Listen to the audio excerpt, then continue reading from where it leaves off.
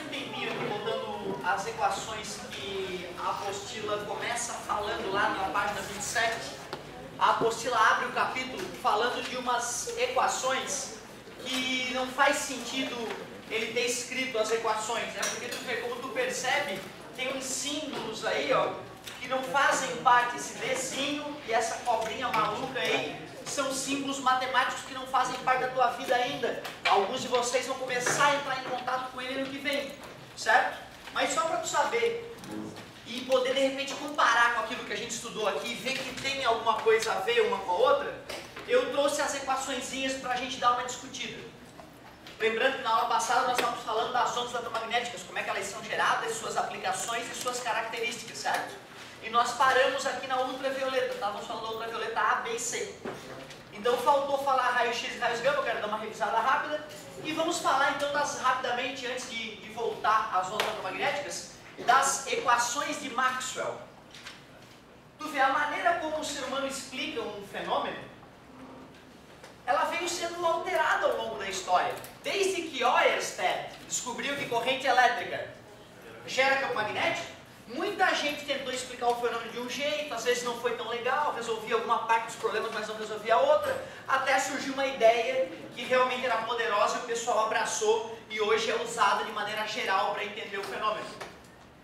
À medida então que a ciência foi evoluindo e cada sujeito foi explicando uma ideia melhor, não, ó, pô, aquele sujeito achou uma matemática para explicar o campo magnético que é melhor que a de todos os outros. Então beleza, magnetismo quem explica é o fulano. Campo elétrico, quem manja, é o outro sujeito. E quando o Maxwell, um escocesinho ninja, foi estudar todas essas equações, ele deu uma ajeitadinha nas equações, que tornou as equações unidas. As equações unidas formaram uma teoria que hoje é conhecida como uma das teorias mais bem fechadas da física, a teoria do eletromagnetismo. Tem muita gente ainda que diz, não, essa teoria ainda está incompleta e prova por quê? Uma prova de que está incompleta é o fato de o campo magnético ser fictício e tal. Mas, de qualquer forma, meu querido, quem for fazer física, matemática, exatas de maneira geral, engenharia, vai aprender alguma coisa de eletromagnetismo e vai ser as equações de Maxwell mais profundamente. Para a gente saber o que essas equações dizem. Equações de Maxwell, porque o Maxwell organizou, mas houveram indivíduos pontuais que ajudaram na formulação de cada uma das expressões matemáticas que formam as 4 equações de Maxwell. Eu falei uma vez para um aluno no terceirão, para os alunos, que era assim, que eu não coloquei as equações e falei para ele, é muito difícil. Eu falei, né? E aí depois de umas 2 aulas ele perguntou para mim, professor, engraçado, eu falei com o fulano que entende as equações de Maxwell, ele disse que é fácil. Pô, de repente assim, entender a onda eletromagnética, a base da onda eletromagnética, fazer probleminhas light, é fácil. Mas não vai ter um físico no mundo que não apanhe alguns problemas pesados do eletromagnetismo. É o que arranca os cabelos dos físicos por aí. Então um cara chegar e dizer, as equações de Maxwell é tudo fácil. É no mínimo falta de humildade, certo? Então assim, dá para interpretar as equações. Mas o meu objetivo não é te ensinar a fazer integral nem derivada. Eu só quero te mostrar a ideia por trás das equações. Lei de Gauss, matemático alemão que criou a parte que explica como é que um campo elétrico é gerado a partir de uma carga elétrica. Um campo elétrico é gerado a partir de uma carga elétrica. O que é essa cobrinha com uma bolinha ali? Isso aqui chama integral fechada. Não entendi, professor. Olha só, isso aqui é uma carga elétrica. Se eu botar essa carga elétrica num certo local, vai gerar campo elétrico. Se eu imaginar uma superfície esférica ali em volta, essas linhas de campo elétrico vão estar atravessando, né, essa esfera. Essa integral do campo elétrico multiplicado pela área é calcular a multiplicação da área dessa esfera pelo campo elétrico que está passando por ela. Quer ver como vai ficar fácil de entender de repente? Campo elétrico vezes a área. Qual é a área de uma esfera? Πr ao quadrado, né? Igual a Q sobre E0. Está multiplicando, passa. Campo elétrico é Q sobre πr ao quadrado vezes E0. E a gente pode chamar o π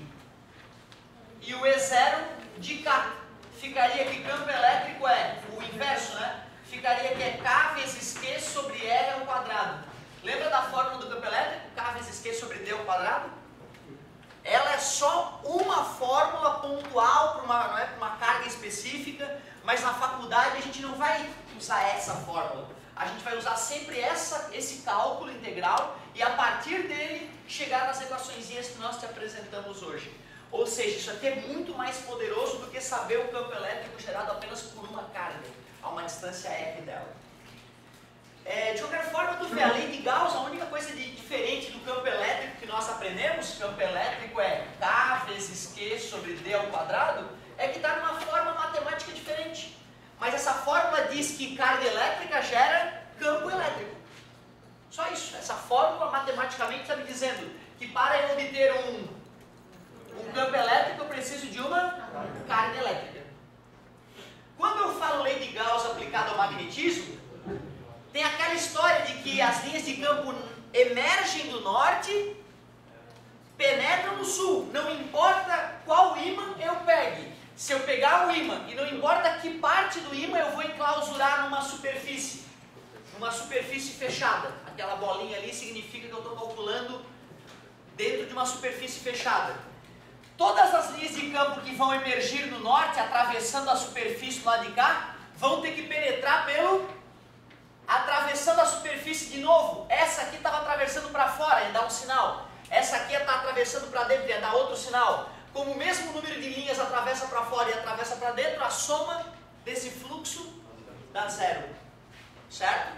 Então tu vê, a lei de Gauss aplicada ao magnetismo é a expressão matemática que diz que os polos magnéticos são inseparáveis. A expressão para poder calcular o fato dos polos magnéticos serem inseparáveis, a gente usa isso, que é a integral fechada do campo magnético na área dá igual a zero. Ou seja, isso mostra que as linhas de campo são abertas e surgem da carga. Isso mostra que as linhas de campo magnético são fechadas. Beleza? São fechadas. Elas entram e saem da superfície que a gente está analisando. Então tu vê, a gente viu essas duas leis, só que de forma um pouco diferente. Depois, lei de Faraday, essa nós vimos. Essa nós vimos muito parecido com o que está aqui. A única diferença é que a integral de linha do campo elétrico com o passar da distância, a gente chamava de DDP, né? DDP não é campo elétrico vezes distância? Ó, campo elétrico, esse ΔS, esse S é uma pequena distância.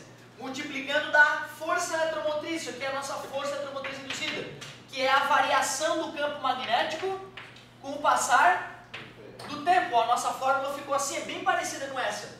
Eu, em vez de chamar de força eletromotriz, eu chamei de integral de linha do campo elétrico vezes a distância, vezes o vetor de deslocamento. E esse D, adivinha o que é esse D? É o nosso delta, é uma variação. Só que esse delta aqui é uma variação normal, né? Final menos, não importa lá onde para onde. Esse Dzinho não. Esse Dzinho é uma variação infinitesimal. É como se eu estivesse observando o fenômeno e conseguisse enxergar uma diferença de 0,00001 segundo entre um momento e outro. E fizesse esse final menos inicial nesse tempo curto. Ou seja, delta φ e dφ é muito parecido, só que isso é calculado num tempo muito curto. Muito curto. É chamado, né, o diferencial. Mas é uma variação. A ideia de variação está embutida ali. Então a lei de Faraday foi a que menos mudou de cara. A lei de Faraday ela ficou com a cara bem parecida. Só a integralzinha ali que vai, né, e o diferencial que tu vai aprender lá no cálculo A. E aí eu peço a vocês, cara, quem quiser ser engenheiro, quem quiser ir para as exatas, faça cálculo A com todo o amor do mundo. Senão tu não vai ser engenheiro, tu vai ser um administrador de empresa. Não tem nenhum preconceito com o administrador de empresa, porque são profissões diferentes, que exigem matemáticas diferentes, que exigem, né, profundidade diferente de raciocínio. Então, assim, para o cara ser um grande engenheiro, não ser um engenheiro só de assinar lá para a construtora, um engenheiro que mal e mal vai na obra, que não tem noção do que está acontecendo, para ser um cara de calcular, fazer cálculo estrutural e não depender só do programinha de computador, ele entende o que ele está fazendo, ele tem que estudar muita matemática, 4 anos de matemática pesada aí na faculdade, certo? É importante eu saber disso, é importante saber disso para tu te preparar psicologicamente. Não é difícil, mas é chato, entendeu? Tem uma parte que é chata. E tu vê que loucura, eu larguei a engenharia quando acabou a parte chata, teoricamente. Né? Quando acabou o cálculo e a matemática, meu Deus, agora acabou, agora é só aplicar. aí eu brochei. Eu queria continuar no cálculo e na matemática. Tu vê que interessante, cada um tem a sua. Então tu só tens que saber disso. Se tu quiser ser um bom engenheiro, tu vai ter que estudar muita matemática para a gente poder aplicar equações desses tipos aqui na nossa profissão no futuro. Agora olha só, essa aqui talvez seja uma que a gente discutiu, só assim a gente discutiu. A gente diz que campo elétrico, corrente elétrica gera campo magnético. E essa era a fórmula para calcular o campo magnético gerado por um fio reto e longo. Lembra disso? Essa parte está aqui, ó, campo magnético, e aqui está a corrente elétrica, tá vendo? Ou seja, essa fórmula aqui, a lei de Ampère, a apostila chamou só de lei de Ampère, eu acho. Generalizada, é o tapinha que o Maxwell deu nela. O Maxwell criou essa outra parte aqui por simetria, ó. A lei de Ampère, então, é só daqui para cá. Essa generalização é o dedinho do Maxwell. Beleza? Assim, ó. Corrente elétrica gera campo magnético. É um campo magnético um pouco diferente. Poderíamos dizer que é o campo magnético induzido, que é diferente do campo magnético gerado por um ímã fixo. Mas agora, cara, a única coisa nova que eu tenho para te falar, então, de verdade até agora, além de poder gerar campo magnético com corrente elétrica, tem outra maneira, cara, ó, de fazer um campo magnético surgir. Aí vai explicar a nossa onda eletromagnética. O que é aquele φ com Ezinho? Esse aqui tu sabe, né? Fluxo, Bzinho, fluxo de quem? Magnético. Variação do fluxo magnético com o passar do tempo gera campo elétrico. Agora, olha esse φ com Ezinho. O que será esse φ com Ezinho? Variação de campo elétrico. Fluxo de campo elétrico variando com o passar do tempo. Também gera campo magnético. Ou seja, não é só corrente elétrica que gera campo magnético. Não precisa nem ter carga ali na situação. Basta que o campo elétrico oscile com o passar do tempo. Isso vai brotar na região campo magnético também. E aí começa a justificar as minhas mãozinhas nervosas quando eu tentava explicar para vocês a onda elétron. Porque quando um campo elétrico começa a surgir no espaço, perpendicular a ele, ao mesmo tempo surge um campo magnético. Porque variação do campo magnético, do campo elétrico com o passar do tempo, gera campo magnético. Variação do campo magnético com o passar do tempo gera campo elétrico. Ou seja, um estimula o outro. Cara, uma forma muito legal de entender uma onda eletromagnética é o seguinte. O que é uma onda numa corda? Eu tenho a corda, sacudo a corda. A corda vai para cima e para baixo. Beleza? Quando eu gero uma onda eletromagnética, é mais ou menos como se eu pegasse o tecido do universo e desse uma sacudida nele. Esses campos eletromagnéticos é um artifício que nós usamos para enxergar o espaço sacudindo. Pode-se pensar dessa maneira. Alguns físicos, e hoje ainda está em discussão, dizem que existe um éter, na verdade. Existe, mesmo no vácuo, existe algo que pode sacudir. Então tu vê que legal isso. Na verdade, eu dizer que os campos eletromagnéticos estão oscilando é mais ou menos como dizer que tem uma corda de campo elétrico e uma corda de campo magnético. Uma, quando eu sacudo assim, a outra sacode assado. Aí os dois campos ficam oscilando, como duas ondas em corda, uma sacudindo verticalmente e outra horizontalmente. Tu vê, quando a apostila traz um desenho, eu acho que ela trouxe um desenhozinho de onda eletromagnética, né? Olha lá, na página 28, olha aquele desenho lá. Tem um plano cartesiano, um eixo Z e tem os campos eletromagnéticos desenhados. Não parece a onda em corda? Duas ondas em corda, uma corda sendo sacudida assim, outra sacudida assim. Cuidado, gente, aquilo ali está pausado. Na verdade, cada ponto daquele fica o campo elétrico indo para cima e apontando para baixo. Fica nulo, aponta para cima, fica nulo, aponta para baixo. Enquanto o campo elétrico acompanha isso. Fica nulo junto, fica máximo junto. Sempre perpendiculares. Poxa, já que a onda eletromagnética avança para frente, enquanto os campos eletromagnéticos se intercalam perpendicularmente, é por isso que toda onda eletromagnética, como nós vimos anteriormente, é transversal.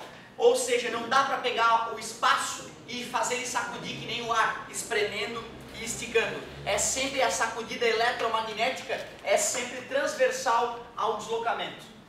Galerinha, Não quero que tu te fique chateado com essas figurinhas que eu botei aí.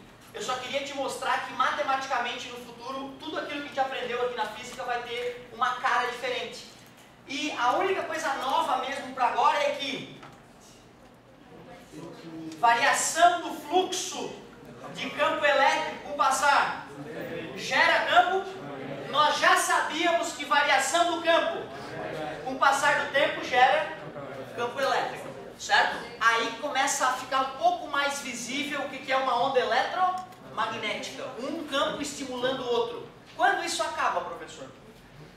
Se não tiver nada para absorver essa radiação, se não tiver nenhuma matéria para que esses campos elétricos e magnéticos sejam absorvidos, essa radiação pode ficar se propagando bilhões de anos. A luz mais antiga que o ser humano já captou aqui na Terra foi captada depois de 12 bilhões de anos da sua emissão. Ou seja, né, 1 bilhão de anos, 1 bilhão, 2 bilhões de anos depois do Big Bang, as primeiras galáxias primordiais brilhando, hoje ainda a gente capta a luz dessas galáxias que obviamente já estão com outro formato, se é que existem, em função das modificações que ocorreram, né, desde a saída da luz até a chegada da luz aqui na Terra.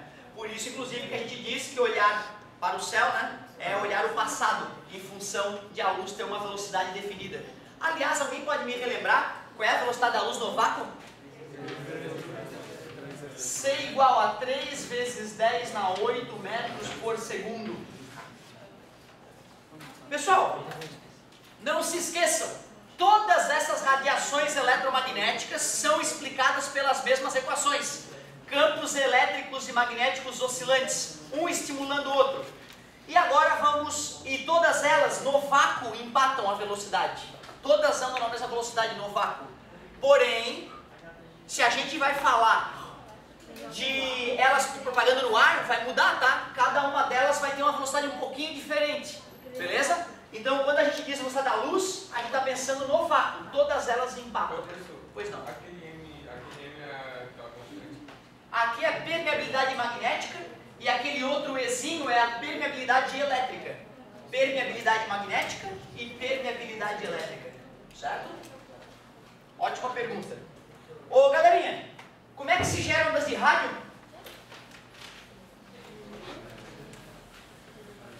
Como é que geram ondas de rádio? Agora já é revisão. O que é uma antena de rádio?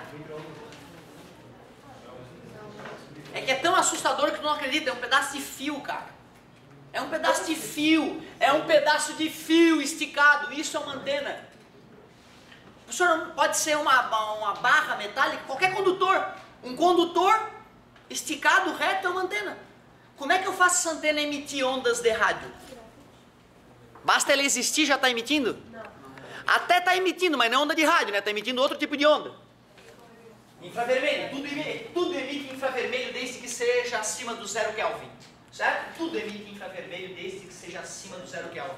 Mas então eu tenho aqui o vergalhão de construção civil, da Gerdau, beleza? Isso, para que ele comece a emitir ondas eletromagnéticas, tem que fazer a corrente elétrica passar ali. Basta fazer a corrente elétrica passar para lá e pronto? Não, né? Eu tenho que fazer ela ir e voltar, porque eu tenho que fazer os campos elétricos e magnéticos variarem com o passar do tempo. Ótimo. Então a corrente elétrica vai para lá, aqui na frente o campo elétrico está descendo agora, certo? E aí depois eu faço a corrente elétrica ir para lá. Agora o campo magnético, desculpem, o campo magnético está indo para cima. Magnético indo para baixo, magnético indo para cima. Quando essa oscilação começar aqui, o campo elétrico vai oscilar assim também. Claro, né? Quando a corrente era para lá, o campo elétrico era para lá. Quando a corrente era para cá, o campo elétrico era para cá. Certo? Lembra? O campo elétrico aponta para onde as cargas vão. Então o campo elétrico está oscilando aqui, o campo magnético oscilando aqui. Aqui vai ter campo elétrico, aqui vai ter campo magnético. Campo elétrico, campo magnético. Ou seja, essa coisa sacode o tecido do espaço. Não precisa ter nada ali. Pode ter vácuo. Certo? Um outro fio disposto na parede. Esse aqui estava ligado num circuito elétrico. Tu concorda comigo? Esse aqui estava alimentado por um circuito elétrico oscilante. Agora vamos deixar um fio ali isolado do mundo na tua parede. Ele não está encostado em nada. Ah, está flutuando. Então, professor, tudo bem. Vamos amarrar com borrachas na parede. Tranquilo? O louco é que esses campos eletromagnéticos que estão se intercalando aqui no espaço, indo em direção a outro fio, quando atingirem o outro fio, o campo elétrico vai fazer a corrente elétrica daquele fio que não está em contato com nada ser empurrado para um lado e para o outro. Como ele está isolado do mundo, se tu encostar nele, tu vai sentir uma cosquinha, porque vai ficar positivo, negativo, o polo. Mas não vai ter para onde a corrente elétrica ir. Se tu liga um LEDzinho de baixa potência nesse fio, o LED começa a piscar, cara, com a energia transmitida pelo ar. Professor, então Tesla estava certo. Em vez de a gente ter tomada na nossa casa, vamos transmitir a energia tudo pelo ar. Dá, não dá? Dá, cara, só que a quantidade, essa energia que passa pelo ar, ela causa um efeito. Tem a densidade de energia. A densidade de energia para as ondas de rádio, já que elas são pouco energéticas, é mínima. Não interfere quase nada. Agora, se nós quisermos usar uma radiação de maior frequência para poder jogar mais energia, aí começa a ter problema naquela região onde o campo elétrico e magnético estão oscilando drasticamente. O teu corpo tem cargas elétricas em movimento, lembra? Teu circuito elétrico, teu cérebro é carga elétrica em movimento, teu pensamento é carga elétrica em movimento. Então até pode ficar perturbado dependendo da quantidade de campo eletromagnético que joga na tua cabeça. Tem o famoso capacete de Deus que eu já comentei para vocês, né? Que gera esse tipo de situação. Capacete de Deus porque o pesquisador queria entender aquela história da pessoa ir para a igreja rezar e sair, né? Sair renovada, sair emocionada. E é legal ver isso acontecer. É talvez similar, eu comparo, como eu já vivi as duas coisas, eu comparo com a ida ao futebol para quem gosta de futebol. É quase uma religião quando tá todo mundo lá torcendo junto, cara. Cara, é uma loucura, dá um arrepio na espinha. Você não precisa nem torcer pro mesmo time. Tu ir lá ver aquela manifestação de várias pessoas juntas gritando, cara, é muito diferente. É uma sensação espiritual interessante. Então o sujeito queria pesquisar isso. Por que todas as culturas têm essa sensação de divindade? E ele queria entender, ele foi mapeando qual é o tipo de onda eletromagnética que saía do cérebro quando a pessoa estava tendo essa sensação de espiritualidade. E aí fabricou um capacete que emitia uma frequência parecida e mirou num lugar específico do cérebro. E aí a pessoa está sozinha numa sala, bota o capacete de Deus, ele liga lá, a pessoa tem a sensação de ter encontrado Deus. Ela sai, eu vi seres de luz, eram 7 e tal, ela conta os seres de luz. Olha que viagem. Mostrando, né, que na verdade é fisiológico, o cérebro está reagindo a essa onda eletromagnética. Então cuidado, pessoal. Aí o Tesla foi genial, a ideia dele era muito legal, mas se confirmou, né, perigosa. Não que um dia... Outra, ó, não tem perigo nenhum aqueles aparelhos novos que tu bota na mesa e ele recarrega. Certo? Porque a transmissão vai ser da mesa para o aparelho, não vai ser na sala toda. Beleza? Então, carregar sem fio vai ser uma realidade. Mas não como o Tesla queria totalmente, né, em qualquer lugar. Já estou aqui, estou carregando meu celular. Talvez a carga do celular não seja tão problemática, mas não um aparelho mais poderoso. Certo? Pois não.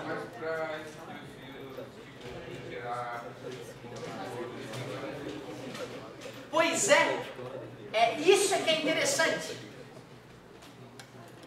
Eles têm que ter alguma coisa em comum. Basicamente, cargas elétricas livres naquele cara. Qualquer coisa que tenha cargas elétricas livres para se mover, quando estiver embebida nesse campo quando o campo elétrico, que sempre vai oscilar no mesmo plano, atingir esse objeto com cargas livres, campo elétrico para lá, as cargas positivas migrariam para um lado, as negativas para o outro. Campo elétrico para lá. Ou seja, agora eu sou uma antena. É aquela história, eu pego uma TV sem antena, encosto nela, eu consigo sintonizar um canal. Solto dela de onde entra a antena, não tem mais canal. Não tem mais imagem. Por quê? Porque o campo eletromagnético me atravessando faz minhas cargas elétricas oscilarem. Só que é de uma energia tão pequena que não influencia outras correntes elétricas musculares, por exemplo, que são mais poderosas. Então eu não fico trêmulo só porque carguinhas elétricas estão dando uma osciladinha no meu corpo agora. Já que eu estou embebido em campo eletromagnético das várias emissoras de rádio, antenas de celular, rádio amador dos aviões que estão perambulando por nossa cabeça. Então tem um monte de radiação eletromagnética passando por nós agora. E eu vou confessar a vocês que ainda não tem nada assim que dê total segurança de que isso não influencia em absolutamente nada. A gente nunca esteve embebido em tanta radiação eletromagnética. Os bebês nunca nasceram numa região com tanto campo eletromagnético devido à tecnologia, né, que exige carga elétrica, que fabrica campo elétrico, que gera campo elétrico. E o choque que é usado na reabilitação? Por isso que tem certo, caso. Pois é, olha só. Quando eu faço esse movimento, as pesquisas mostram que eu estou usando só 10, 15% das fibras musculares. Tu vê que loucura, né? Aí tu entende por que um cara numa situação de quase morte vai lá e levanta uma pedra de 200 quilos e ele nem faz halterofilismo. Né? Ou seja, no momento de desespero, cargas de adrenalina no cérebro faz o cara virar um monstro, certo? E por que o corpo não faz isso na academia? Porra, pessoal, mas na academia eu faço tudo o que eu posso. É uma proteção. Se tu pudesse ligar esse disjuntor aí, né, do incrível Hulk, digamos assim, todo dia tu ia estourar tuas articulações em pouco tempo, beleza? Tu ia ter outra, a pressão aumenta drasticamente, a chance de um AVC é maior nesse momento. Ou seja, já que nós não conseguimos conscientemente manipular todas as fibras musculares numa região, se eu usar uma coisa externa para manipular elas, eu vou conseguir maior contração. Ou seja, os aparelhinhos, né, de corrente russa, tal, eles funcionam. Mas não vai ficar gigante como na propaganda. Ah, use, aí parece um cara lá que malhou muitos anos, né, que faz academia. Ah, sim, mas para isso aí é perfeito, porque o ombro, por exemplo, todo cheio de músculo. No dia a dia, tu usa 15% dessas fibras. Tem outras fibras que estão mal sendo utilizadas e que ajudariam na estruturação, né, em segurar, não na articulação, mas muscularmente a estrutura. Tu faz um choquezinho, tu vai manipular, vai dar uma fortalecida na musculatura da região e às vezes é o que precisava para acabar a dor, né? Certo? E isso é uma coisa bizarra, né, cara? Tu vai no médico de dor, o cara fala que tem que fazer exercício para passar a dor. Pô, mas eu tô com dor? Mas vai ter que fazer exercício, senão não passa. Né? Viagem, isso tem que fazer exercício mesmo. Eu sei que não tem muito a ver agora, só que ele falou de choque, daí me veio na cabeça assim, qual é o princípio do tratamento de choque assim, para quem é louco? Tipo, sei lá, pois é, olha só, o cérebro, como a gente acabou de falar, é elétrico, certo? Alguns estudos mostram que tem uma certa chance de a pessoa, ao receber alguns choques elétricos na cabeça, melhorar algum tipo de distúrbio, desde dor de cabeça, até depressão, até problemas mais graves mesmo, psicológicos. Só que assim, não tem nenhuma, é mais que um desespero, pô, a gente já tentou tanta coisa, não tem, vamos fazer o choque elétrico. E não é aquele choque de filme, tá? De sair fumaça. É um choque mais leve hoje que se aplica. Mas na tentativa de repente, uma corrente elétrica externa, ou danificar um circuito que não era interessante, ou reativar um circuito do cérebro que era importante funcionar, então os choques elétricos, eles dão um resultado razoável. Mas tem muita gente que faz tratamento com choque e não melhora. Então não é uma coisa que assim, deu problema, vamos lá, certo? Liga pra essas coisas, aí o cara já bate no outro, não, fica tranquilo, não vai dar certo, não vai dar certo. Galerinha, então assim, o choque elétrico é mais chocante pra gente, em função dos filmes, eu diria, né, que quando o cara vai ser tratado era aquela coisa de antigamente, de realmente queimar o cara com choque, de tanto choque, achando que fazer o cara sofrer vai fazer ele pensar na pessoa ruim que ele é. E às vezes quando o cara tem um problema psicológico, ele não pensa dessa maneira. Ele acha que ele está certo, o mundo está errado, e vai dar choque no cara, isso vai ficar mais ódio, às vezes, e pode gerar problemas. Tem casos extremos que é o da lobotomia, por exemplo, né? Não sei se vocês souberam, né? O criador da lobotomia, né? Ele foi assassinado pelo primeiro cara lobotomizado. Lobotomia é quando tu tira um pedaço do cérebro do cara, tentativa de fazer ele se curar. Ou seja, né? Inicialmente era mais epilepsia, o cara tem epilepsia, certo? Aí o cara percebe, fazendo uma ressonância magnética, que a parte do cérebro que está irritada na hora da epilepsia é um tantinho do cérebro, que não tem a ver com o movimento, não tem a ver com outras partes. Vamos arrancar aquela parte. Abre o cérebro do cara, tira uma partezinha do cérebro que não tem muita importância, e fecha e acabou o ataque epilético. Só que o cara ficou incontrolável, o cara não conseguia mais controlar a ira dele. Aí, numa das entrevistas com o médico que criou essa operação, ele foi lá e matou o médico. Viagem, né, cara? Imagina, tu criar uma operação nova para tratar o paciente tanto não funcionou que matou o médico. Detalhe, a lobotomia só foi proibida décadas depois. Muita gente foi lobotomizada até os caras confirmarem que deixava o cara pior do que ele era. Eu falei para vocês da síndrome da mão alheia? Contei pra vocês da síndrome da mão alheia? Uma das tentativas iniciais antes da lobotomia era cortar os dois hemisférios do cérebro, cortar o corpo caloso, separar os dois hemisférios. E isso acabava com a epilepsia de muita gente. Só que todas as que tinham o corpo caloso cortado ao meio ficavam com a mão esquerda retardada. Mas mão esquerda retardada que eu digo é com vida própria. Com vida vida própria a ponto de tu estar conversando com alguém e ela te estapear ou bater outra pessoa, de começar a fazer coisas que tu não sabe que ela está fazendo, dela tá mexendo na coisa de alguém e tu não perceber. Mas assim, ó, te juro, não é piada, tá, cara? E sabe qual é a explicação? Cada cada hemisfério do cérebro controla o lado oposto. Tudo bem pra vocês? Essa vocês sabiam, né? Os caras têm um derrame no lado esquerdo, o lado direito fica paralisado. Tudo bem? Os olhos também. O olho direito é comandado pelo lado esquerdo e assim por diante. Porém, os lados não fazem tudo. Só o lado esquerdo é racional. A razão, a lógica, ela fica no lado esquerdo. O lado direito fica a criatividade. Beleza? Quando eu separei os dois lados do cérebro, uma metade do corpo vai ficar controlada pelo lado criativo, o lado esquerdo, e a parte lógica pelo lado direito. Cara, eles fizeram uns testes que eu fiquei apavorado. O teste é assim, ó, é um teste idiota. O cara vai lá e esconde numa sacola opaca vários objetos. E mostra 2 daqueles objetos para o sujeito que está sendo testado, que teve os hemisférios, o corpo caloso cortado. Um ele mostra com a mão direita, ó, pega com a mão direita. O outro com a mão esquerda. Tá, olhou. Agora bota dentro da sacola, botei. Agora usa só a mão direita para achar os 2 objetos. O cara ia com a mão direita e sem controle a mão esquerda ia junto.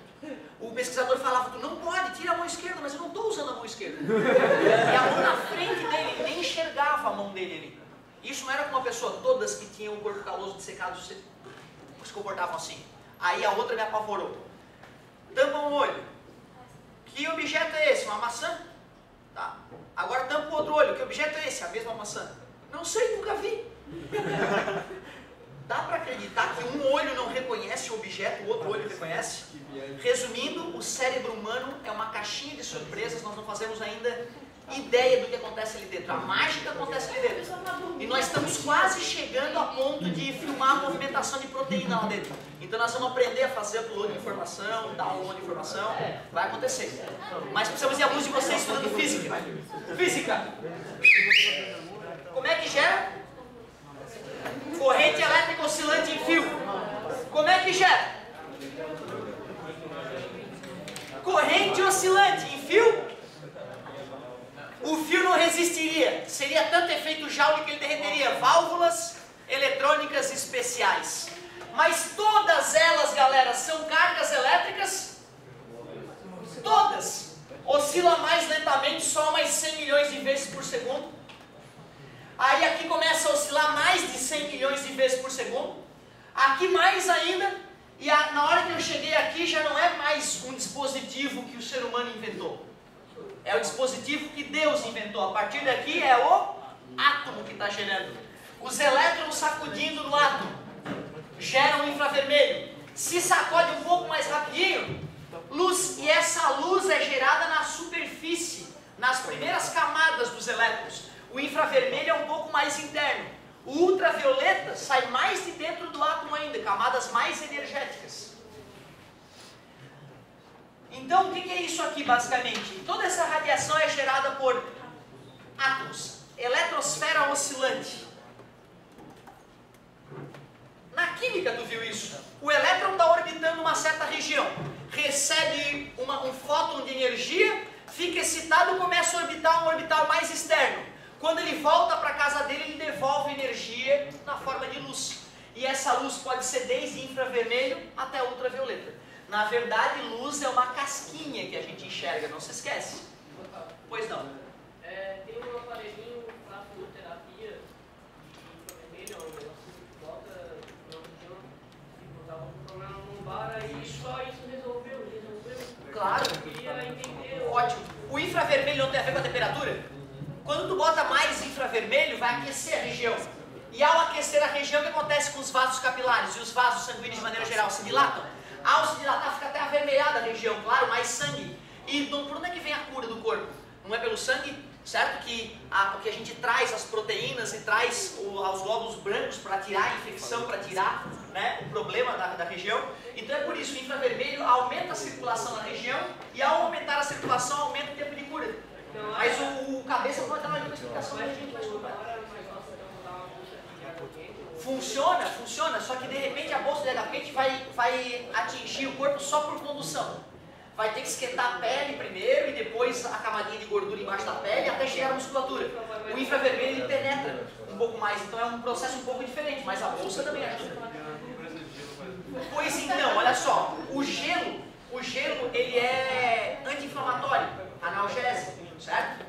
Ou seja, numa primeira pancada, onde de repente rompeu algum vaso e está tendo vazamento de sangue demais, tu vai de gelo para estancar um pouco aquele sangue, não dá deixar o roxo muito grande. Mas depois que já secou, que o vaso já cicatrizou, aí tu quer que por dentro do vaso o sangue aumente para tirar aquela roxidão, para desinflamar. Então o quente é interessante, após o machucado. Tu vai falar com um cara de repente mais top, ele vai te recomendar, não, dependendo da situação, ele vai recomendar quente e frio, cara, várias vezes. Eu quando fraturei minhas duas patinhas, o meu primo é fisioterapeuta, ele ficava lá com balde com gelo e água morna. Cara, imagina que sofrimento, bicho. Pé no balde com gelo, pé no balde com água quente. Cara, parecia que ia trincar o osso. E tinha que fazer isso várias vezes. Meu pé era 2 pão, cara, era 2 pão. Eu ficava fazendo isso assim durante meses, né? 2 meses depois meu pé estava fininho já. E enquanto amigos que eu conheci no hospital com fratura parecida que não fizeram esse tratamento, o pé demorou muito mais a desinchar.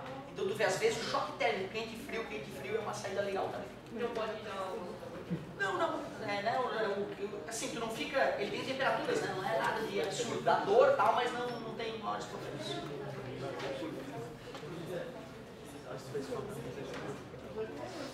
Foto de depilação, interessante. Olha só, galerinha. É que assim, tem tudo a ver com isso. Olha só, é ultravioleta. A gente usa uma radiação ultravioleta altamente concentrada, laser, e a gente vai lá no folículo capilar do pelinho e, cara, fulmina ele, frita o folículo capilar, certo? Puf, não vai mais nascer aquele pelinho. O problema é que só o pelo negro vai conseguir ser depilado, o pelo pretinho. O pelo que é clarinho não vai ser depilado porque ele não vai absorver, já que o preto absorve toda a radiação e o branco reflete toda a radiação. Ou seja, por exemplo, tem um amigo meu que queria fazer na barba, mas depois que surgiu os primeiros pelinhos brancos, esquece, meu querido, tem que ser antes de branquear.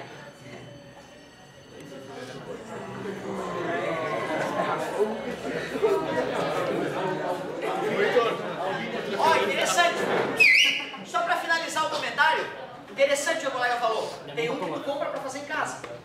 Pois é, ó, o mínimo que a gente tem que tomar de cuidado, que assim também, galera, se não é um especialista aplicando, se tu não fica aplicando no lugar certo, tem que fazer uma aplicação muito maior para atingir o folículo, né? Tu pode danificar a pele em volta também, né? Ou seja, eu não conheço profundamente, mas eu acho perigoso.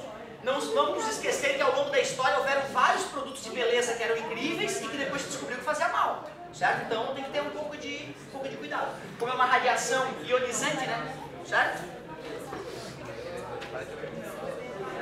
Pessoal, ó, só para dizer que eu não comentei dessas duas radiações para na próxima aula a gente só fazer exercício. A próxima aula eu vou ficar fazendo exercício, quero fazer uns 10 exercícios ao longo da aula. O ideal é tu me trazer a tua dúvida, né?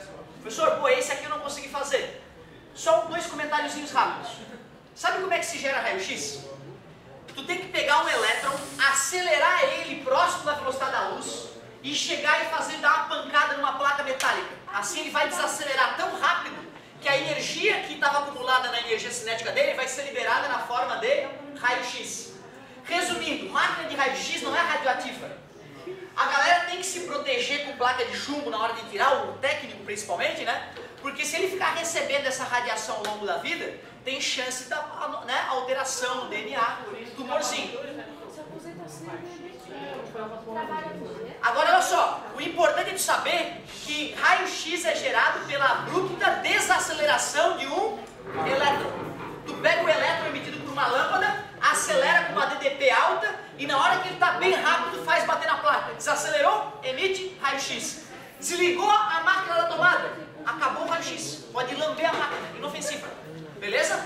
Outra coisa, a gente fala de raio-x medicinal, né, para ver os ossos, ver se quebrou. Esse é o menos usado, o mole. O raio-x duro é o da indústria, para radiografar motores, peças metálicas, tubulações de gás, para ver se não vai vazar o gás. Então a indústria usa muito mais, na verdade, do que na medicina.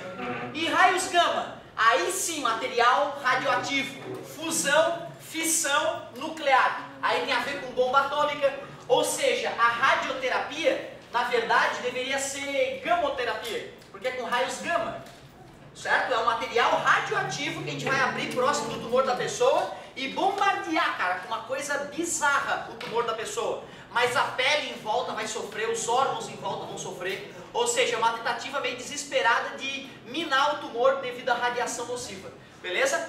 A gente, na próxima aula, bate um papinho, raio-x e raios gama de novo e só exercício.